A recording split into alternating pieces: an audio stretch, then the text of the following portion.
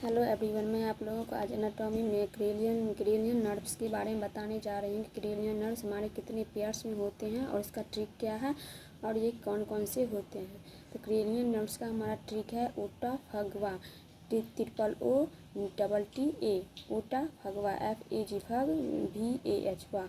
अब आइए अब हम जानते हैं क्रेनियन नर्व्स के बारे में कौन कौन से हमारे क्रेनियन नर्व्स प्रेजेंट होते हैं। तो ऑल्फैक्टरी नर्व्स दो होता है, और optic nerves, oculomotor nerves, trochlear nerves, trigeminal nerves, abducent nerves, facial nerves, auditory nerves को हम वेस्टिब्यूलो-कोक्लियर नर्व्स भी कहते हैं, और glossopharyngeal nerves, vagus nerves, accessory nerves, hypoglossal nerves. जो हमारे जितने भी नर्व्स बताए हैं सब दो दो करके होता है, 2 पेयर्स में होता है, मतलब 12 पेयर्स मतलब 24 होते हैं हमारे। तो ये था हमारा क्रेनियन नर्व्स। धन्यवाद।